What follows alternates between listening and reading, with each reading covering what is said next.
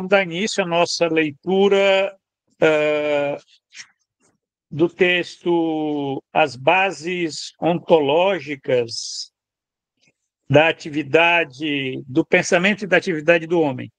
É um texto seminal de George Lukács, um texto de 1967, né? Onde o autor expõe uma síntese aí do seu projeto, né, para uma ontologia do ser social.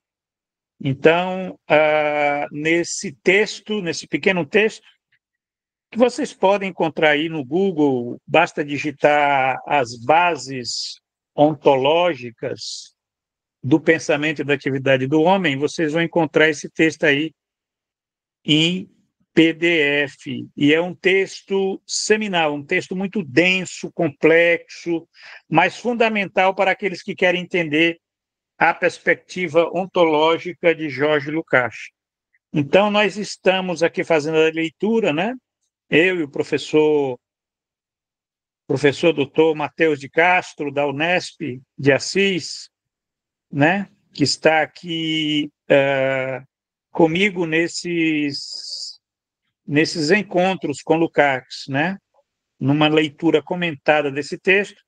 Nós estamos aqui já no tópico 3 do texto, né? Onde nós vamos avançar, né? Discutindo aqui aquilo que seria, né, as 3 orientações evolutivas, né, da humanidade, né?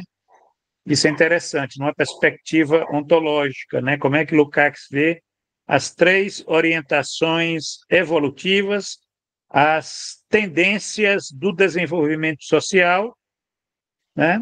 Numa perspectiva ontológica. Isso é interessante, isso escrito em 1967, é interessante para nós pensarmos, inclusive, 2024. É isso aí, Matheus. Eu passo a palavra para você fazer a leitura e vamos comentar. Boa tarde, Giovanni. Boa tarde a todas e todos. Vamos lá. Ele começa assim: no desenvolvimento econômico ocorrido até hoje, podemos notar a presença de 3 orientações evolutivas desse tipo, as quais se realizaram de modo evidente, ainda que frequentemente desigual, mas, de qualquer modo, independentemente da vontade e do saber que serviram de fundamento às posições teleológicas. Em primeiro lugar, há uma tendência constante no sentido de diminuir o tempo de trabalho socialmente necessário à reprodução dos homens. Trata-se de uma tendência geral que hoje já ninguém contesta. Matheus, sim. Vamos, antes de nós avançarmos aqui para em segundo lugar, em terceiro lugar, a gente já leu aqui em primeiro lugar, né? Mas eu queria comentar contigo aqui, vamos comentar aqui essa questão daquilo que o Lukács chama de orientações evolutivas, Sim, porque isso daqui é muito interessante, essa questão. Nós já discutimos aí a questão das posições teleológicas, né? E nós também discutimos, eu lembro que no encontro passado, nós chegamos, inclusive, a discutir essa questão da posição teleológica de modo consciente que faz com que, né, quer dizer, que você toma, né, essa posição teleológica, é uma escolha entre alternativas, mas que ela ocorre em condições, né, sem que o sujeito ele não tenha condições de ver todos os condicionamentos da própria atividade, para não falarmos de todas as suas consequências. Quer dizer, nós chegamos a discutir isso, né? Quer dizer, essa Sim. É a natureza das posições teleológicas. As posições teleológicas, elas elas têm essa natureza, né? Primeiro você toma você toma essa posição, você escolhe, você decide, mas sabendo que você não tem condições, né, de ver todos os condicionamentos da própria atividade. Então, quer dizer, isso aí é a primeira, né? Quer dizer, quase assim, é um alerta aí. O segundo alerta é que, olha, você vai tomar essa posição, ter essa posição teleológica, mas você não vai estar em condições de ver todas as suas consequências, né? Quer dizer, mesmo com isso, né, os homens atuam, né? Isso é que é interessante, é como se, apesar de todas essas restrições, né, os homens, Lukács diz, os homens atuam, né? Embora ele não tenha, inclusive, clara consciência de conhecer as circunstâncias, né? Aí ele vai discutir agora essas orientações evolutivas, que são posições teleológicas, né? Que são, na verdade, elas são resultados de posições teleológicas, né? São complexos, essas orientações evolutivas de transformação, ele vai caracterizar aqui como sendo são resultado de posições teleológicas, é claro, que também servem de fundamento às posições teleológicas. Quer dizer, isso é muito interessante. Uma posição teleológica, ela pode, né, o resultado dessa posição pode servir de fundamento às posições teleológicas futuras, né? Eu deixo Eu acho com que você para comentar isso daí. ele traz aqui, acho que um elemento importante da gente recuperar, que a gente já discutiu também anteriormente, é essa questão da desse processo que não retorna, né? É um processo de desenvolvimento que não retorna, né? Irreversível, né? Isso não confundir com o progresso no sentido moral de bom, de mal, enfim, né? Que a gente já discutiu, mas um progresso que se dá devido a essa própria dialética da questão da ação do ser humano. Ele coloca o ser humano como um ser que dá resposta, né?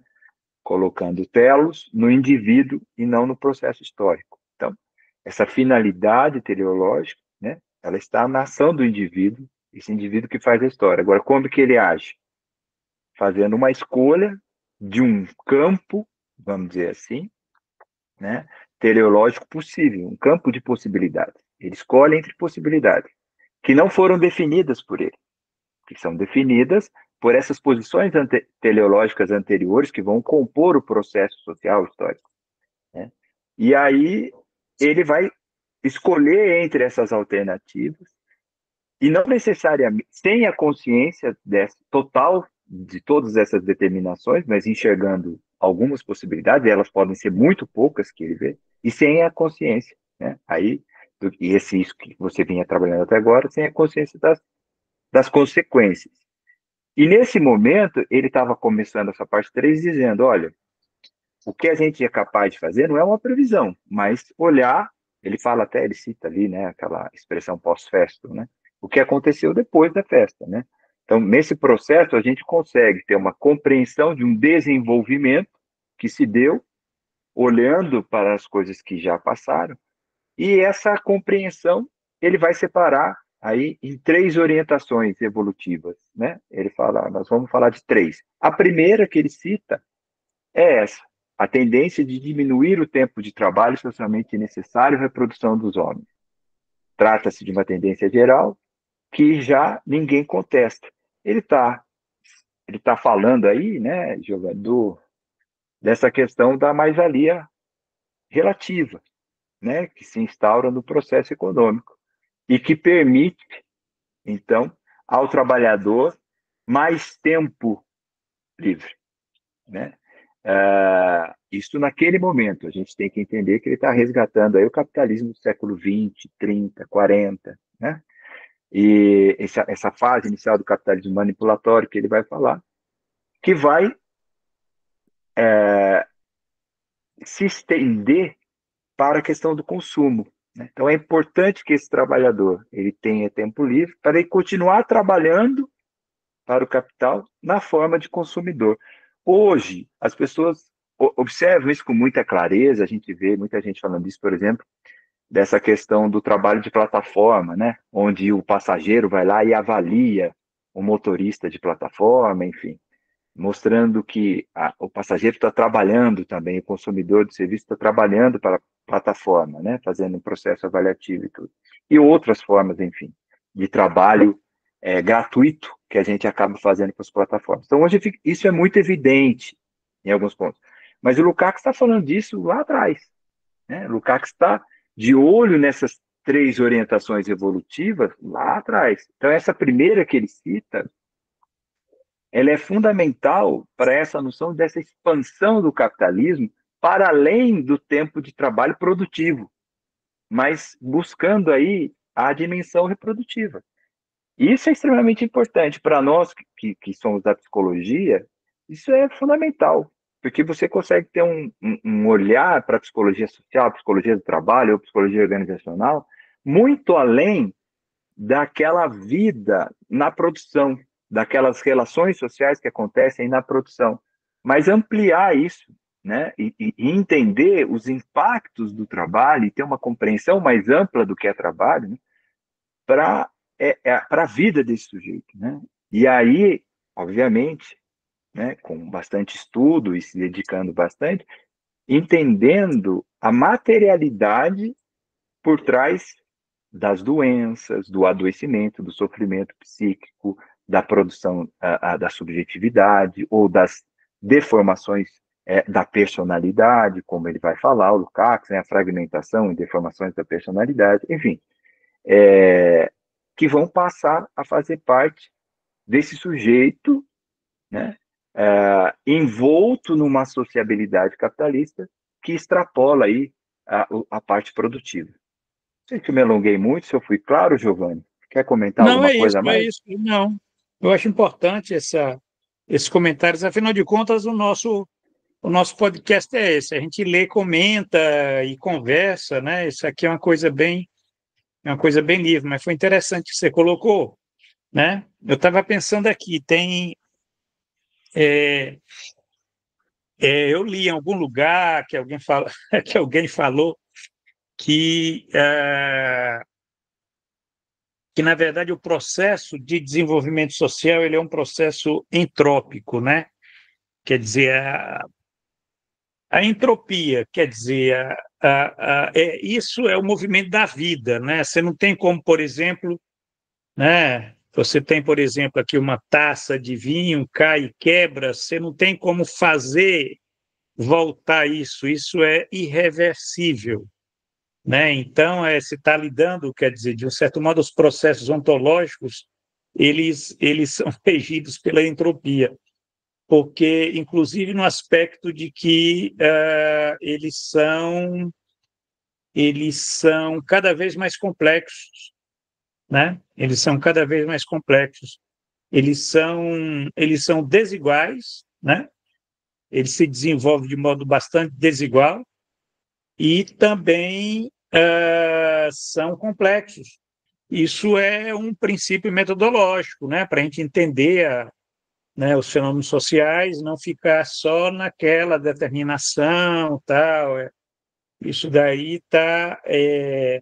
E outra coisa que ele colocou, nós já discutimos isso no podcast passado, mas sempre é bom lembrar, é que alguns elementos mais concretamente essenciais, ele utiliza essa expressão, concretamente essenciais, eles têm um caráter pós-festum, quer dizer, você só vai poder ver depois que aconteceu, né? Mesmo que você tenha essas tendências, né? Mesmo que você tenha essas tendências, mas nós não podemos já antecipar, muitas vezes, né, aspectos concretamente essenciais disso que está acontecendo, né? Isso que você falou aí na questão da plataformização, quer dizer, você está lidando com essa tendência de diminuir o tempo de trabalho socialmente necessário, né? A reprodução dos homens, quer dizer, isso aqui é o Lukács diria, é o desenvolvimento das forças produtivas, né? Que ele é um traço irreversível, não tem como a gente voltar à idade da pedra, não tem como a gente voltar à antiguidade, né? Ao medievalismo, embora o Brasilzão aqui esteja com a cara de um Brasil colônia, né, que está exportando commodity, mas não tem nada a ver, não tem como a gente voltar a essa questão de falar em regressão, isso daí é falso, porque, na verdade, a gente tem que apreender esse movimento desigual, mas no interior dessa tendência de desenvolvimento, né, das forças produtivas, né, que ele fala aqui como sendo uma tendência geral, que hoje já ninguém contesta. Isso ele já está falando lá, porque ele já está pensando na terceira revolução, a terceira revolução tecnológica, aquilo que aconteceu depois da Segunda Guerra Mundial, né? Quer dizer, e o capitalismo de lá para cá é essa máquina de revoluções tecnológicas constante, né? O que você tem hoje é algo que está confirmando essa, né? Agora, é claro que ele está falando aqui na questão da reprodução, né? Da reprodução dos homens, mas é no aspecto da diminuição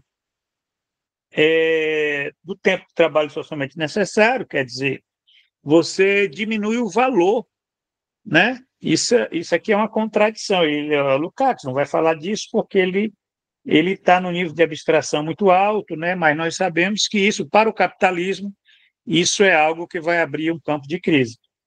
Mas, enfim, essa questão das tendências que ele vai discutir agora, nessa parte 3, é muito interessante, porque aí ele está mostrando, no aspecto macro, aquilo que ele já tinha discutido anteriormente, lá no tópico 2, sobre a questão da própria praxis, né?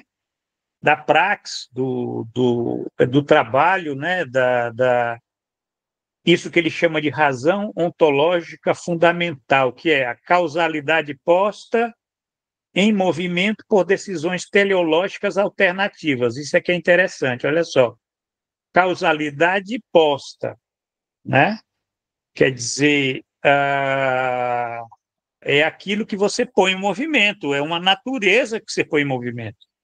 Se você põe em movimento uma natureza, ela vai dar ela vai sair da inércia, né? Basta ver a questão da transição climática aí, né? Quer dizer, se você faz uma ação, você tem uma reação, né? Quer dizer, causalidade posta. Só que essa causalidade ela é posta em movimento por decisões teleológicas, quer dizer, é o homem que põe em movimento isso, né? Só que são decisões teleológicas alternativas, né? Quer dizer, ele põe em movimento escolhendo. Então entra a questão da escolha. É uma questão ético-política, não é uma questão meramente assim de um destino, né? Não havia, não tinha saída. Não, é claro que você tem as condições, né? Aquelas condições que, aliás, o homem nem conhece, né? Todos os condicionamentos da própria atividade, mas existem condicionamentos, né? Você tem condicionamentos. E hoje os condicionamentos são muito mais complexos do que no passado. A gente tem que lidar essa questão da complexidade assim, quer dizer, a complexidade ela percorre toda essa dialética do trabalho, né? Basta ver a questão aí da própria plataformização. Ela não é meramente vamos dizer, um instrumento de trabalho, né? Como aquela máquina lá do James Watt, né? Lá na Revolução Industrial, Não, de forma nenhuma, é muito mais complexo essa forma tecnológica, né, que chama de plataformização, né? Quer dizer, a gente tem que entender esse desenvolvimento material, né, que vai exigir mais que a gente entenda isso, inclusive tanto no plano do objeto como no plano do sujeito, porque os sujeitos também que operam isso são muito mais complexos, eles têm uma subjetividade mais complexa. Não é mais aquele operário lá do século XIX, né? Você tem hoje uma série de outras determinações, envolvendo inclusive essas decisões aí, porque imagina, né, a plataformização, né, o Matheus sabe mais do que eu aí, que ela implica uma máquina, né, que implica decisões, né? Decisões teleológicas alternativas, né? Quer dizer, isso faz com que essa captura da subjetividade ela se torne um elemento fundamental para você lidar com esse mundo do capitalismo informacional, né? Quer dizer, porque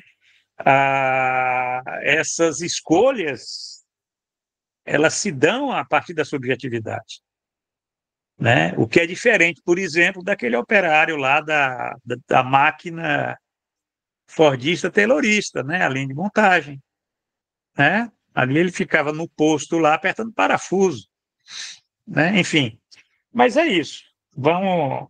Eu acho que é isso que eu tinha que falar. Vamos continuar a nossa leitura nessas orientações evolutivas da Vamos humanidade. lá. Vamos lá. Em segundo lugar, esse processo de reprodução tornou-se cada vez mais nitidamente social. Quando Marx se refere a um constante recuo dos limites naturais, pretende indicar, por um lado, que a vida humana, e portanto social, jamais pode desvincular-se inteiramente de sua base em processos naturais. E, por outro, que, tanto no plano quantitativo quanto no qualitativo, diminui constantemente o papel do elemento puramente natural, quer na produção, quer nos produtos. Ou, em outras palavras, todos os momentos decisivos da reprodução humana, aí ele abre parênteses, basta pensar em aspectos naturais como a nutrição ou a sexualidade, fecha parênteses, acolhem em si, com intensidade cada vez maior, momentos sociais, pelos quais são constante e essencialmente transformados. Perfeito, perfeito. Esse parágrafo aqui é fera. Eu vou deixar a fera aí com você para comentar. Vai lá, vai lá. Essa diminuição, recuo dos limites naturais, né, das barreiras naturais que ele costuma falar, né, e volta de novo para aquele princípio básico metodológico, né, da irreversibilidade, né. Não há um recuo, não é possível um recuo disso, né? A gente leu partes atrás, até retomando o trabalho do artesão, quando ele fala que há inovações técnicas e tecnológicas de forma, de como essa pessoa trabalha e como isso, né, vai mudando, e esse trabalho já não é mais o mesmo do trabalho lá atrás, e o repórter do Der Spiegel pergunta para ele, né, naquele texto que a gente está lendo, mas e agora que o trabalhador é um apêndice da máquina, como é que a gente pode dizer que houve uma evolução? Isso aí é um retrocesso, o cara se desumaniza. Ele falou, não. O processo de trabalho, a globalidade desse processo é irreversível. Não me refiro a essa individualidade. Essa individualidade está nesse processo. Até porque nesse processo tem alguém que vai organizar esse processo, né? Porque ele foi dividido num determinado momento entre aqueles que vão pensar e criar essa organização do processo e aqueles que vão apenas executar como apêndices das máquinas, né? E aqui, então, quando a gente está falando desse recuo dos limites naturais ou das barreiras naturais, dependendo aí da tradução, a gente está pensando num processo irreversível, né? Onde a vida humana, esse sujeito, ele está complexificando a sua dimensão social, né? Mas sem jamais, e esse jamais, ele está aqui no texto, né, colocado, fazer com que essa ação ou esses processos, né, sejam puramente sociais, que não guarde nenhum elemento natural. Então, ele dá o exemplo da nutrição e da sexualidade, quer dizer, nós podemos comer, nós podemos nos alimentar hoje de forma completamente diferente do que nós comíamos tempos atrás, mas nós comemos, né? Nós temos um metabolismo ainda biológico que necessita das vitaminas, que necessita, enfim, de uma série de elementos dessa natureza para compor esse nosso corpo, que é composto de elementos orgânicos e inorgânicos, né? Assim também ele vai falar da sexualidade, o exemplo que ele dá da sexualidade, olha, né? Nós criamos inúmeros elementos hoje que compõem a nossa sexualidade, que não existiam lá atrás, no momento orgânico, natural, né? E que passam a compor e que não nos deixam. Aí alguém pode falar, não, mas olha aí, as pessoas que tratam a sexualidade de forma animal, né, sem o consentimento do outro e tal, cai no exemplo do artesão, né? Nós estamos falando de um processo social, né? Nós estamos falando de um processo social. Não que não haja equívocos também nesse processo social, né? Mas é um processo social que vem transformando e diminuindo essas barreiras naturais. Elas vão recuando, né? E nós vamos, então, complexificando essa questão, né? Em inúmeros pontos. Não vou entrar em polêmicas aqui, mas, enfim, é um processo que vai se complexificando em inúmeros pontos. E acho que é interessante a gente pensar isso e as consequências disso para todos os fenômenos que nós vivemos, então, na nossa sociabilidade, né? Como nós vamos complexificando essa sociabilidade, né? Como ela vai criando novas formas e novas possibilidades. Se a gente pensar que a gente hoje tem essa redução, né, dessas barreiras, assim, como que nós estamos lidando com esse processo, né, dos famélicos, por exemplo, por que as pessoas ainda passam fome, né? Por que nós temos uma sociedade ainda onde a violência ela é tão um número alto, às vezes ela diminui, às vezes ela aumenta, né? Como nós temos observado, por exemplo, no nosso estado. Como essas coisas vão se construindo devido a inúmeros elementos dessa sociedade, a questão política, né, a questão econômica, enfim, inúmeros elementos que estão num processo de recuo dessas questões naturais, mas elas não desaparecem. Por isso, esses traços, eles ainda estão presentes e podem ser observados, né? E a gente tem que entendê-los, como eles compõem, porque essa natureza, ela compõe as nossas ações. Quando ele fala dos nexos causais ou da causalidade que a gente põe em movimento com ações teleológicas, nós não podemos esquecer desses processos. Por mais que nós movimentemos também ações teleológicas anteriores, há um nexo causal que vem dessa natureza, né? E que compõe esses elementos da produção social. Então, a gente também tem que levar isso em consideração, para que a nossa análise não caia numa abstração, não caia na ideia de um voluntarismo, né? De que a nossa vontade, as nossas ideias, as nossas criações vão suplantar as determinações, sejam elas sociais, sejam elas naturais. Porque o nexo que compõe esse processo, né, eles são nexos causais. Né? Eles vêm desse desenvolvimento ontológico, que eles jamais irão abandonar. Então, acho que é isso que eu queria ressaltar aqui dessa parte, Giovanni. Não sei se eu falei muito. Mas era isso. Não, não, não é isso. É interessante aí, porque na medida que a gente comenta, a gente vai complementando, vai colocando aspectos outros, né? Que é por isso que né? Assim, conversas com Lukács, porque numa conversa você vai puxando questões, às vezes, que a gente não faz ideia.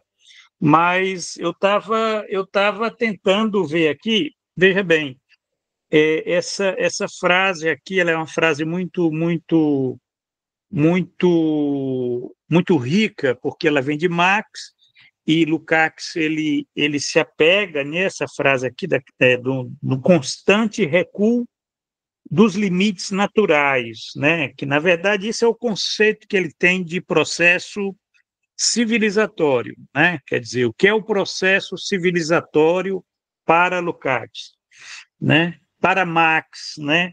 É esse constante recuo dos limites naturais por conta desse desenvolvimento das forças produtivas, né? Que tem essa característica. Quer dizer, qual é a característica? Essa característica em que, no processo de reprodução dos homens, né, ah, esse processo de reprodução dos homens, ele torna-se cada vez mais nitidamente social. Essa colocação, como você mesmo colocou, observou, comentou, ela é muito rica, porque tem uma série de implicações. O que é que significa uma sociedade cada vez mais social? Significa que nós estamos rompendo com a tradição, significa que nós estamos nos afastando daquelas sociedades agrárias, daquelas formas de comportamentos da psicologia social, né? Daquelas atitudes, daqueles comportamentos que muitas vezes né, foram legados por sociedades onde você não tinha esse desenvolvimento, né, esse desenvolvimento das forças produtivas. Quer dizer, tudo é cada vez mais nitidamente social. Isso tem um sentido, vamos dizer, um sentido contraditório, né? Contraditório. Por que contraditório? Porque, ao mesmo tempo, esse social aqui, ele é um social estranhado. Essa é a questão, né? É por isso que quando você coloca o Lukács, ele não fala nisso, mas a gente sabe que quando você coloca aqui a questão do estranhamento, a gente entende por que que esse estranhamento hoje ele é superior. Por que que ele é superior? Porque a sociedade é cada vez mais nitidamente social, né? E o que é estranho são as relações entre os sujeitos, são as relações sociais, né? Então, elas passam a ser fundamental no desenvolvimento dessas capacidades, inclusive, que são formadas por essa sociedade que vai se desvinculando dessa base em processos naturais, né? Quer dizer, você tem capacidades, e isso é muito interessante, ver, tem, inclusive com a juventude, né? É, você tem uma juventude com mais capacidades, né? Mas, ao mesmo tempo, é uma sociedade que manipula mais, é uma sociedade que frustra mais as expectativas de desenvolvimento, né? Dessa reprodução humana. Isso aqui é uma coisa curiosa, tanto no aspecto da nutrição como da sexualidade, porque o capital vai acabando com as duas coisas, né? O capital acaba com a nutrição, né? Basta verificar o que é que está acontecendo aí com a indústria alimentar, né? O capital acaba com a sexualidade, basta ver o que é que está acontecendo com a sexualidade, das relações entre os sexos. Então, quer dizer, e o capital, ele é a forma mais social do desenvolvimento social. Ele é uma categoria social. Então, e tem a ver com essa questão das decisões, hein? Das decisões teleológicas alternativas, né? Só concluindo, é por isso que tem que se manipular tanto, porque as pessoas estão cada vez mais sendo obrigadas a decidir a todo momento por conta dessa reprodução cada vez mais nitidamente social. Quando se fala nitidamente social, está implicado também a questão de posições teleológicas, porque só o ser social, é só no ser social que você tem posições teleológicas. Você não tem posições teleológicas no ser orgânico, no ser inorgânico. Quer dizer, na natureza você não encontra posições teleológicas. Só no ser social. O ser social é pura posições teleológicas, é cheio de posições teleológicas. Então, uma sociedade cada vez mais nitidamente social é uma sociedade cheia de posições teleológicas alternativas, que é por isso que você tem que manipular. Você tem que manipular os valores, tem que manipular a consciência, o inconsciente, tudo aquilo, né? Quer dizer, é por isso que é fundamental a questão da psicologia social.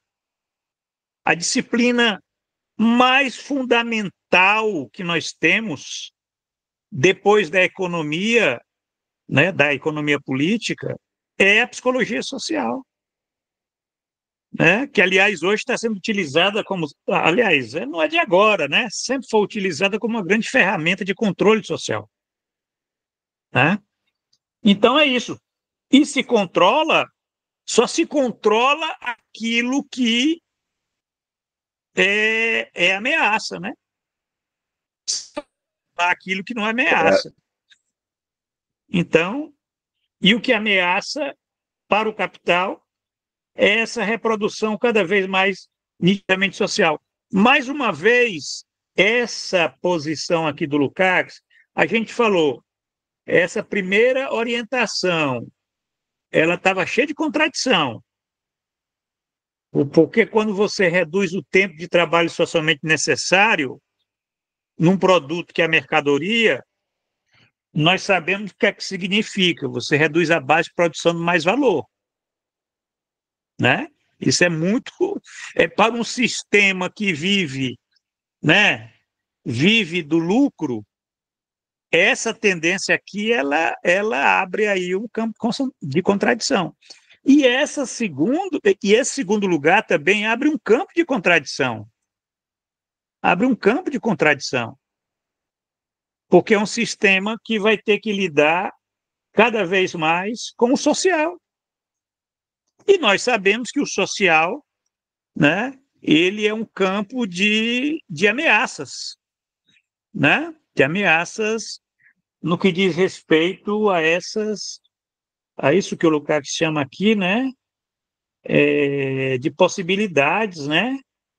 Porque são possibilidades que estão sendo colocadas aqui, né? A gente fala posições teleológicas, a gente está falando de liberdade, que é uma categoria muito cara na filosofia idealista, na Hegel, mas também Marx, né? Toda a tradição comunista, um dos valores importantes é a liberdade.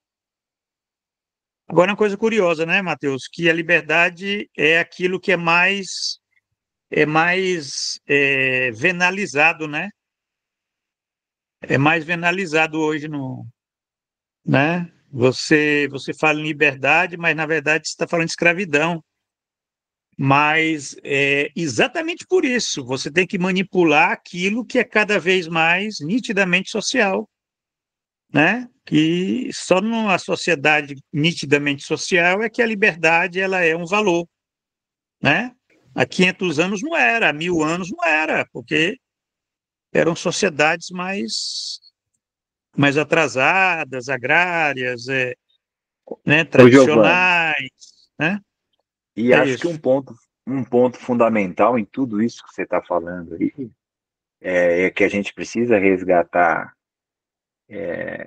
da obra até do Marx, enfim, é que essa ontologia procaxiana, que é uma ontologia pautada no marxismo, né, no materialismo histórico do Marx, né, ela ela está falando de um processo de desenvolvimento que está acontecendo, né? E como o Marx falou, a gente ainda não estaria nem na nossa história da humanidade, a gente estaria numa pré-história dessa humanidade, né? Então, esses elementos sociais que nós temos desenvolvidos cada vez mais complexos, de forma cada vez mais complexa, e que tendem a se complexificar ainda mais, tem a possibilidade de nos levar a uma sociedade, a um momento, né, onde entraríamos na verdadeira história da humanidade, que ainda não teríamos chegado. Cara, essa teoria, isso seria o socialismo, isso apontaria para uma sociedade socialista, de transição para o comunismo, né? Enfim, onde nós começaríamos a nossa história, né? E onde a liberdade também se expressaria aí de outras formas. Mas um ponto bastante importante da sua fala é quando você traz a questão do estranhamento, e é a contradição que está presente nisso tudo, né? A sociedade que produz esse estranhamento, essa relação, e aí eu gosto daquele texto que a gente já leu lá atrás, que você me indicou, da teoria marxista da subjetividade, né? Onde tem um capítulo lá do Paulo Silveira, da alienação ao fetichismo, formas de subjetivação e de objetivação, onde ele vai falar dessa basculação, né, entre o sujeito e a coisa, né? E as coisas, porque os objetos, né, as posições teleológicas também refletem, elas estão refletidas no produto das nossas ações. E esses produtos, eles não se referem só a questões da sociabilidade no sentido da expressão de ações para com outras pessoas, mas da produção de objetos, né? Objetos que vão também configurar essas relações. Quando a gente fala do celular, quando a gente fala da internet, enfim, nós estamos falando desses objetos. Então, como é que essas coisas elas se voltam, né, para nós nessa relação, né? E esse relacionar-se com esses objetos para nós, né? Que ele estava falando lá quando ele vai falar dessa possibilidade da ação, né? Da possibilidade da ação, da compreensão, da produção desses objetos, né? Que já se dá com uma teleologia, com uma finalidade, com um valor, né? A produção do valor nessa relação material, né? Então, acho que tudo isso que você trouxe é muito importante para refletir, né, essa contradição e tomar consciência, né? A gente tem escutado muito falar sobre, por exemplo, socialismo ou barbárie. Isso uma palavra aí, uma coisa que tem sido muito tomada, né? O socialismo ou barbárie. Como se, hoje a gente vai para o socialismo e a gente regride para a barbárie. Não, nós estamos num processo de pré-história ainda dessa humanidade. Nós estamos numa humanidade que está se construindo e se desenvolvendo para o socialismo, segundo essa concepção, ou para a barbárie. Né? Ainda é esse desenvolvimento. Não é que nós estaríamos recuando. Então, acho que essa expressão que nós temos escutado constantemente, que pode confundir muitas das pessoas que estão se voltando ou tentando entender aí um pouco sobre o que nós estamos falando aqui, né? De ontologia, de materialismo, enfim, poderia dar a falsa impressão de um retrocesso, né? E não é um retrocesso. É uma evolução num outro sentido, num sentido que, enfim, pode trazer consequências ruins, né, de aumento da violência, de colapso ambiental, enfim, nesse sentido. Era isso que eu queria complementar. Eu só queria fazer aqui uma observação. Bom, é que eu estou aqui com o texto original das bases ontológicas, né? Esse texto que a gente está lendo em português, eu estou com o original em alemão, Deontologischen Grundlagen. E eu fui verificar a questão da tradução que o Carl Nelson Coutinho fez dessa expressão que ele fala em recuo dos limites naturais, né? Na verdade, o correto deveria ser recuo das barreiras naturais, porque em alemão tem uma diferença entre barreira e limites, né? As barreiras você ultrapassa, os limites não. Então, quando você coloca recuo das barreiras naturais, e o texto em alemão está barreiras, né? Naturschrank, quer dizer barreiras naturais, não está limites naturais, não está, né? Em alemão limite seria Grenze, tá Schrank. Isso pode parecer uma coisa etimológica, assim, meio só um preciosismo linguístico, mas não é. Isso tem algumas repercussões. Por exemplo, se você falar limites das barreiras, né, recuo das barreiras naturais, o recuo das barreiras naturais, quer dizer, é o recuo daquilo que você vai ultrapassando, porque, na verdade, aquela barreira, né, a barreira é para você ultrapassar, essa é a questão, né? Limite não, mas a barreira é para você ultrapassar. É como se você... É por isso que o processo civilizatório, ele é isso. O homem está sempre ultrapassando barreiras naturais, né?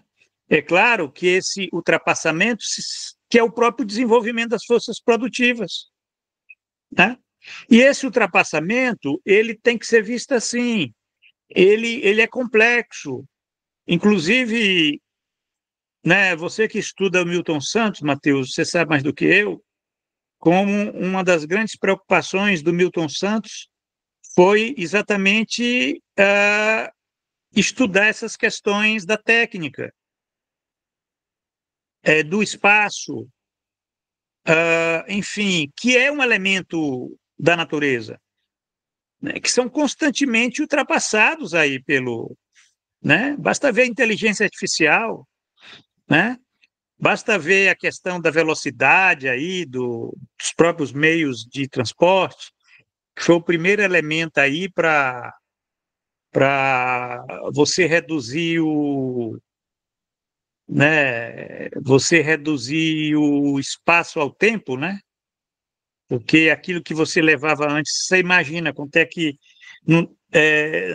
lá em 1930, quanto tempo se levava de Marília, né, que tinha acabado de ser fundada, para São Paulo? Hoje, quanto tempo se leva, né?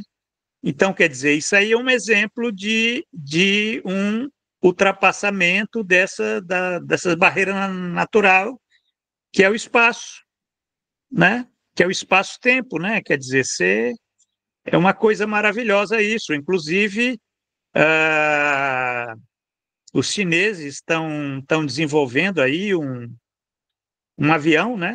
É tipo um avião mesmo, vai ser utilizado comercialmente, né? Mas um avião que vai fazer Pequim, Nova York em 4 horas. É uma coisa impressionante. Você imaginar 4 horas, o que antes se levava 48 horas, entendeu? Quer dizer, isso é esse desenvolvimento das forças produtivas. É por isso que é barreiras naturais, né? Porque esse recuo, né? Pois não. A gente pode falar da geladeira, né, Giovanni? A geladeira, ela muda o tempo de consumo dos produtos, né? Se antes você Sim, muito tinha que ter uma... interessante. Né?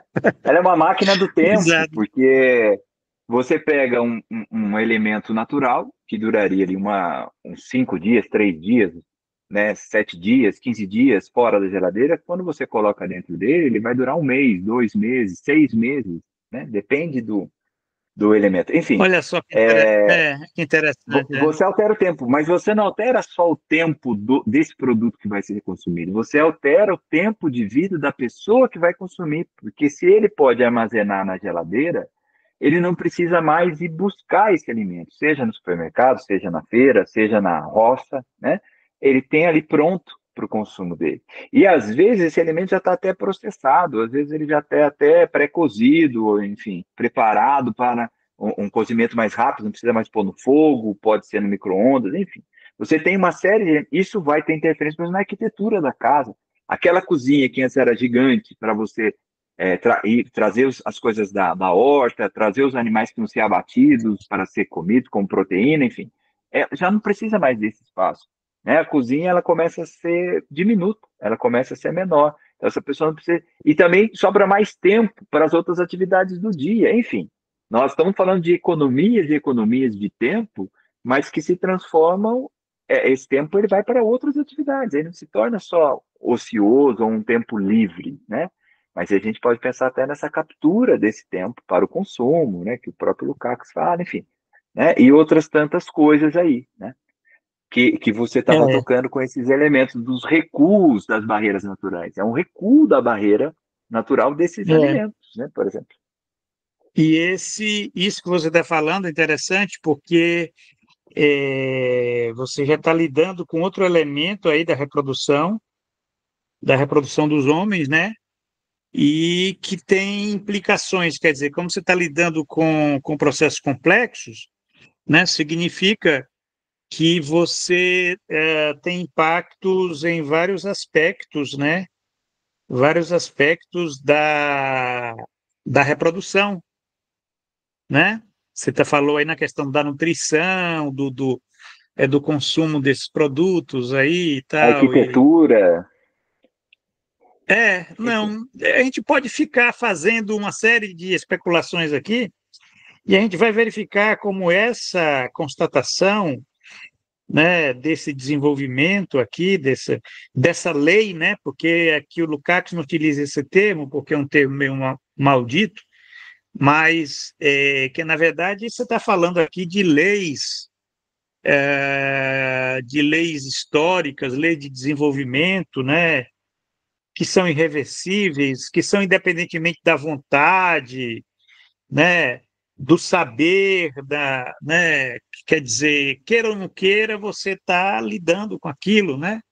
Você está lidando com isso nos meios de transporte, no consumo, no lazer, enfim, nos processos, inclusive, de ensino-aprendizagem, se a gente for especular aqui, fazer, né, com essas novas tecnologias. A tecnologia, ela é um grande elemento.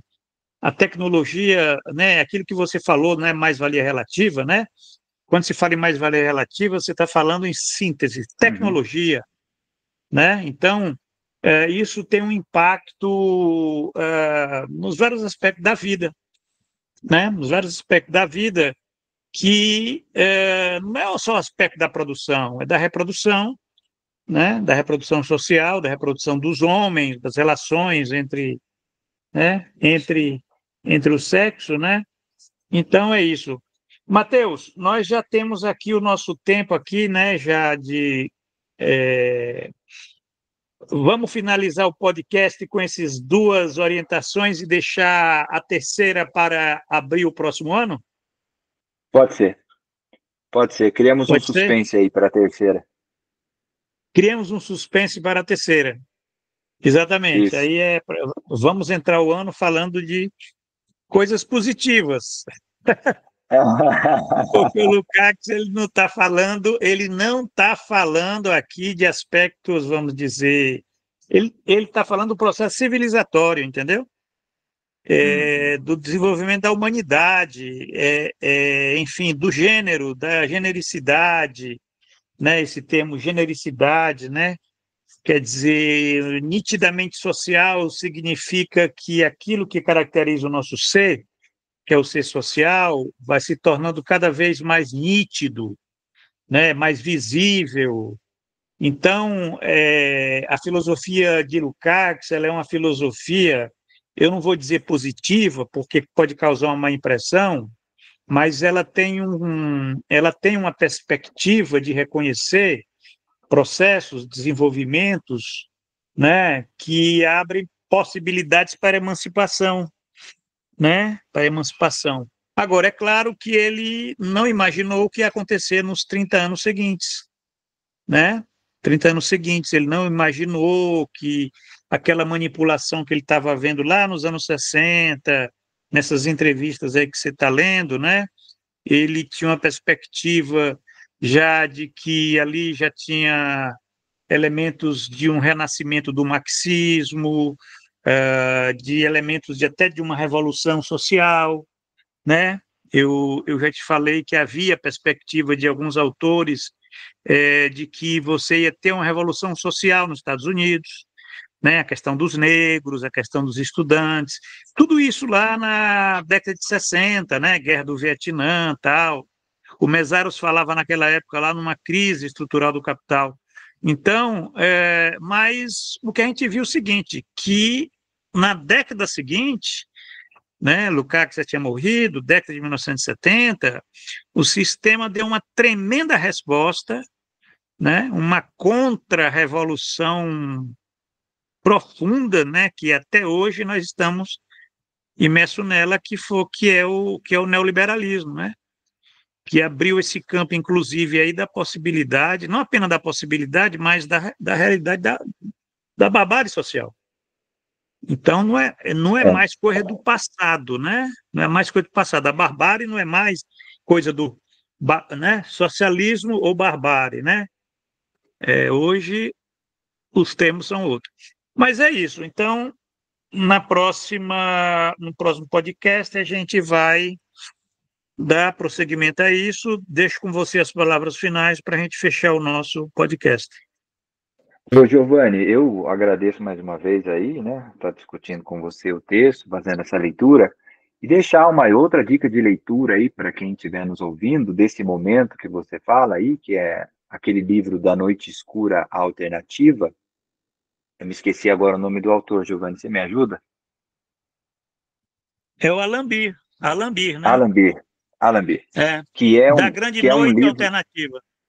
da Grande Noite Alternativa, que é um livro fundamental para explicar para a gente esse momento, né? Dessa transição aí que está acontecendo no mundo, né? E ele vai fazendo uma análise a partir do movimento operário, né? Mas ele mostra com muita clareza, é um livro bastante interessante aí para quem quiser entender esse momento que o Giovanni está falando, que o Lukács não viveu completamente, né? Ele morre em 1971, então ele não pega toda essa transição para o neoliberalismo, enfim, todas essas mudanças na parte produtiva, tecnológica, né, ele acaba não acompanhando. Então, acho que esse livro ele é um livro aí que você me sugeriu e que eu li que me ajudou muito a pensar e a compreender esse momento. Então, fica essa dica e agradecer as pessoas que têm nos escutado aí. Um abraço a todas e todas, um bom final de ano. É isso.